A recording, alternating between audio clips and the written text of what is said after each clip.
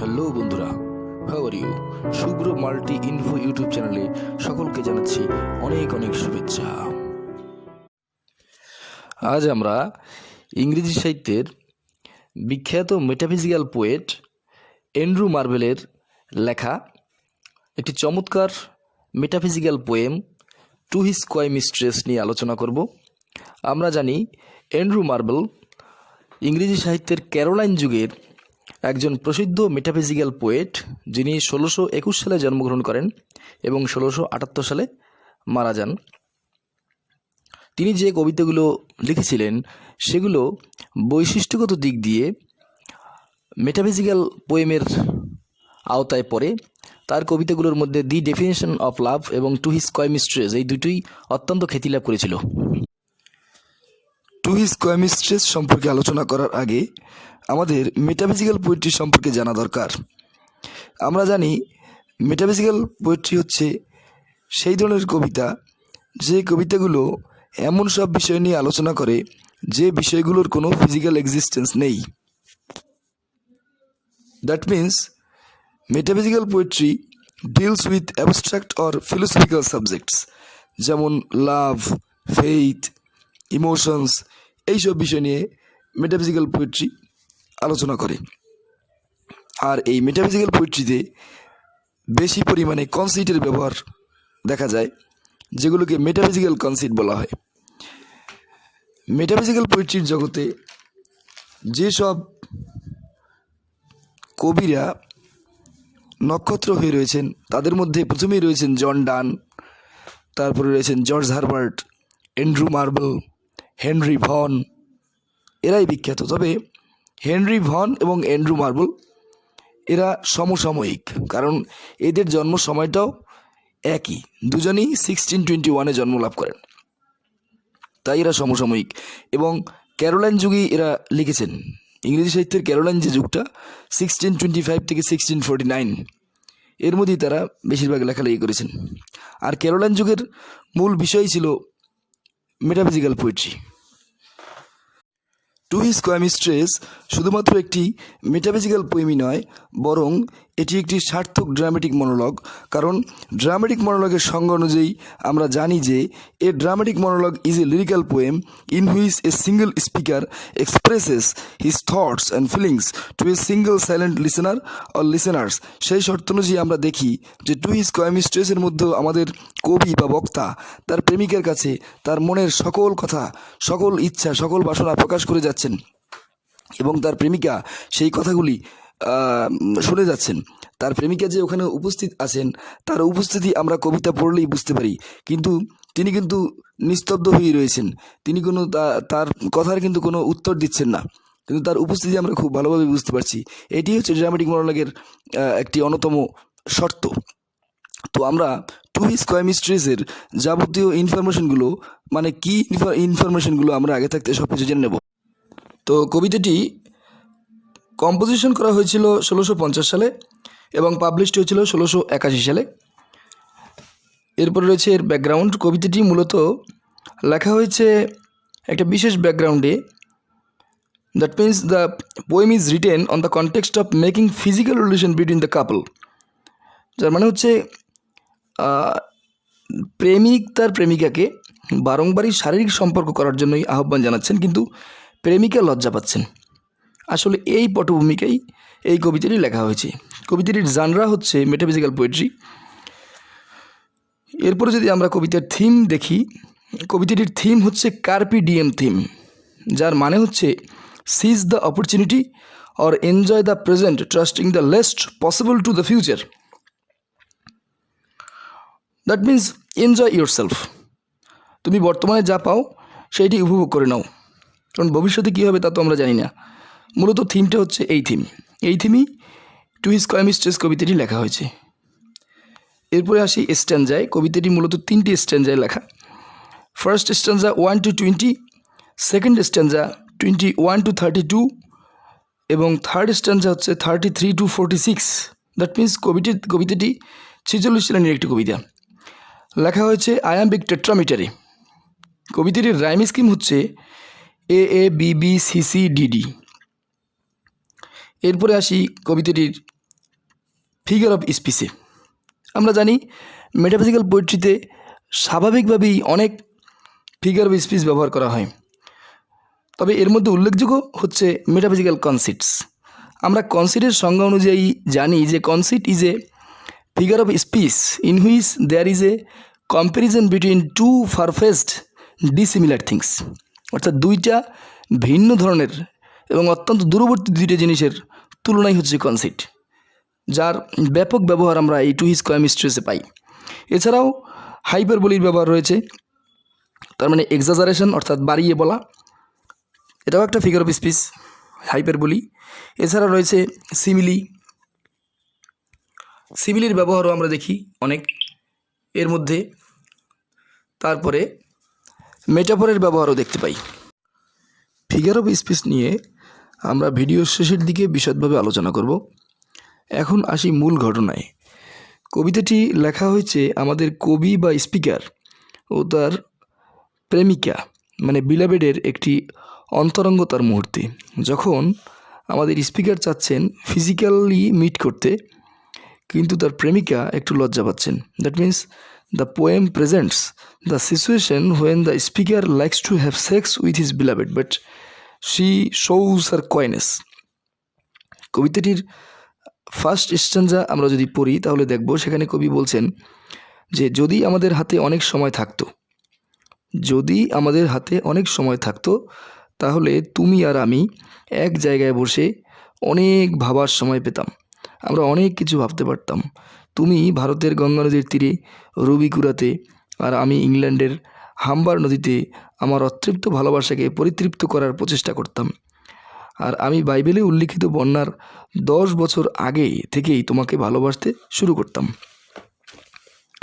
আর তুমি যদি আমাকে ভালোবাসতে না চাইতে তাহলে আমি তোমার চোখের পূজা করতাম 100 বছর, 200 বছর আমি তোমার প্রতিটা ব্রেস্টের পূজা করতাম, আর শরীরের বাকি অঙ্গগুলো 30,000 বছর পূজা করতাম। তোমার সৌন্দর্য এই রকম প্রশংসা পাওয়ারই যোগ্য। সেকেন্ড স্ট্যান্জায় আমরা দেখি স্পিকার বলছেন যে তিনি টাইমস উইন্সড চ্যারিয়ট এর শব্দ শুনতে পাচ্ছেন, অর্থাৎ সময় যে রথে চড়ে আসছে, সময় যে মানে চলে যাচ্ছে, খুব দ্রুতই বয়ে যাচ্ছে সময়টা, সেটাকে তিনি তুলনা করেছেন পাখাওয়ালা রথের সাথে। পাখাওয়ালা একটি রথের যদি পাখা লাগানো থাকে সেই রথটি খুব দ্রুতই উড়ে যায়, সময়ও অনুরূপভাবে খুব দ্রুতই চলে যাচ্ছে, তো সেই শব্দ যেন কবি শুনতে পাচ্ছেন, অর্থাৎ সময় খুব দ্রুতই চলে যাচ্ছে, সামনে পড়ে আছে ডেজার্টস অফ ভাস্ট ইটার্নিটি, আর সময়ের সাথে সাথে তোমার সৌন্দর্যও বিলীন হয়ে যাবে। তোমার মৃত্যুর পর তুমি কবরে যাবে, আর তখন তোমার এই দীর্ঘদিনের সতীত্ব অর্থাৎ লং প্রিজার্ভড ভার্জিনিটি অথবা চ্যাস্টিটি পোকামাকড়েরা ভোগ করবে। আমি আর তখন তোমার সতীত্ব ভোগ করতে পারবো না, কারণ আমিও তখন কবরেই থাকব, আর কবরে বসে কেউ কোনো দিন সেক্স করতে পারে না বা এমব্রেস করতে পারে না, তাই এখনই উপযুক্ত সময় আমাদের উপভোগ করার। থার্ড স্ট্যান্জায় আমরা দেখি কবি বলছেন এখন তোমার যৌবন দীপ্ত সৌন্দর্য তোমার প্রতিটা পশমের গোড়া থেকে সকালের ঝকঝক করা শিশিরের মতো বেরিয়ে আসছে, তাই আসো আমরা এখন উপভোগ করি। আসলে কবিতাটি এই পটভূমিকেই লেখা হয়েছে।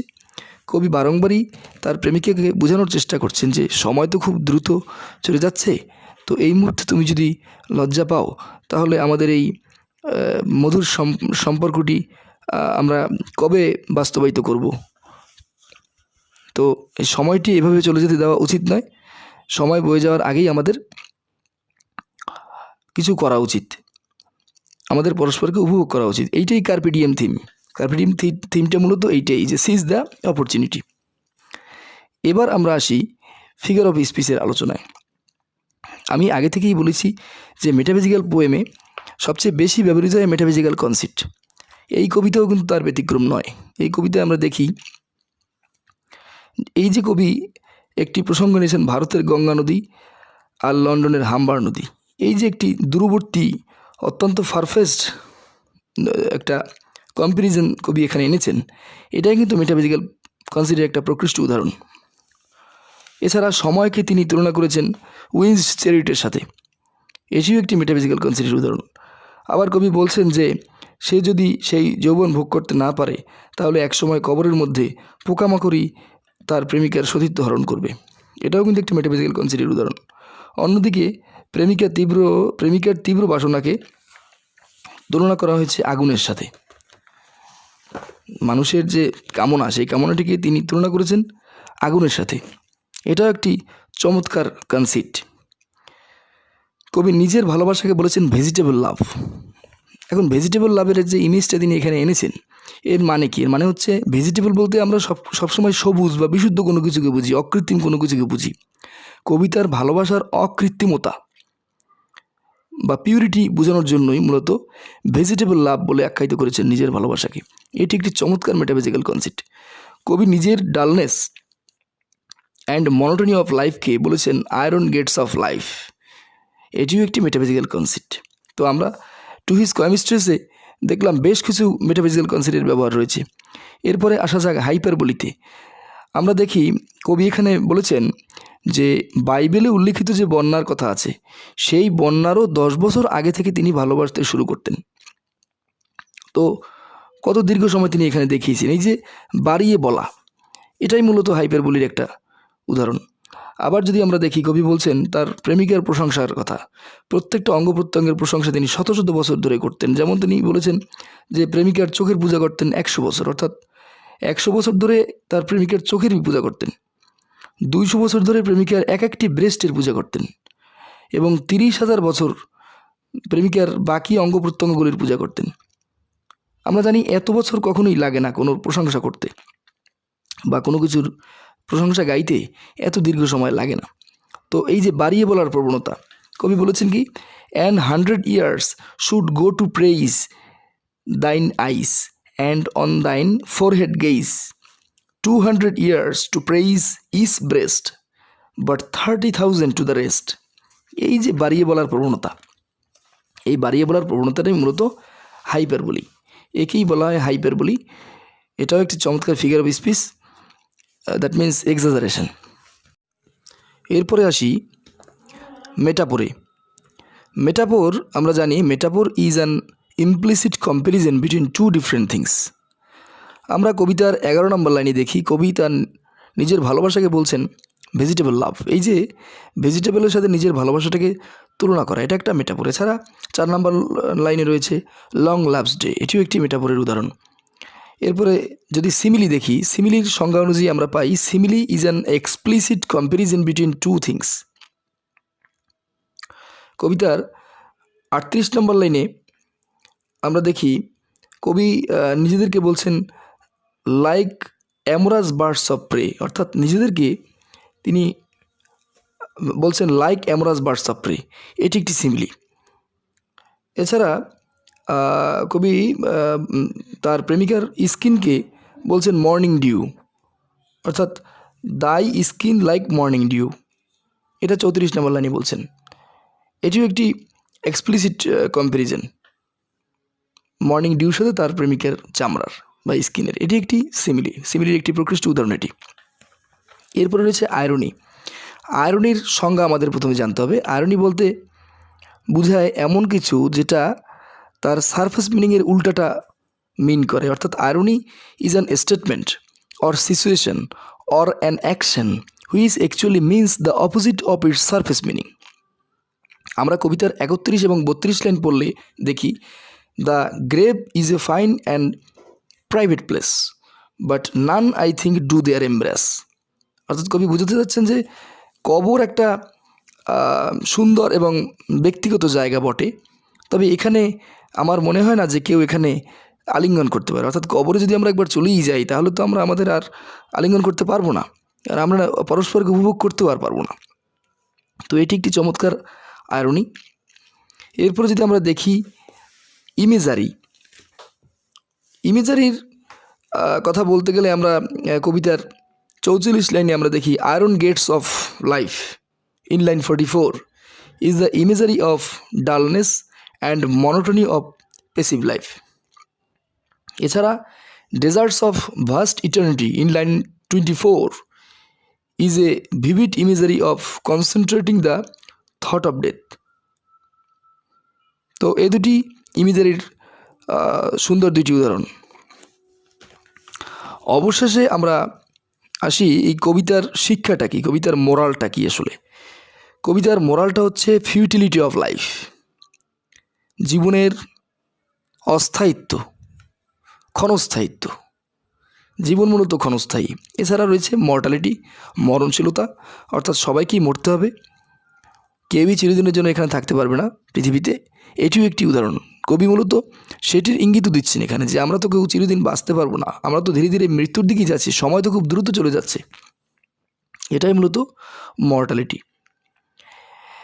আরেকটি শিক্ষা হচ্ছে যে there is no limitation for imagination.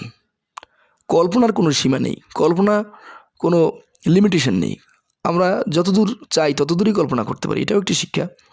আরেকটি কথা হচ্ছে টাইম ওয়েটস ফর নান, সময় কারোর জন্য অপেক্ষা করে না, এটিও একটি চমৎকার শিক্ষা। অর্থাৎ আমরা মোটামুটি 4টি মোরাল এই কবিতার পাই। একটি হচ্ছে ফিউটিলিটি অফ লাইফ, একটি হচ্ছে মর্টালিটি, একটি হচ্ছে there is no limitation for imagination, এবং লাস্ট ওয়ান হচ্ছে টাইম ওয়েটস ফর নান। সাহিত্য বিষয়ক আরও অনেক এরকম টিপস পেতে চ্যানেলটি অবশ্যই সাবস্ক্রাইব করুন এবং লাইক ও শেয়ার করুন। সকলকে অনেক ধন্যবাদ।